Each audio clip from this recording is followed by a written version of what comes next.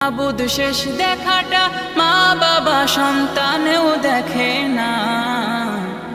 এমন মরণ মাওলা তুমি কাউকে দিও না। এমন মরণ মাওলা তুমি কাউকে দিও না।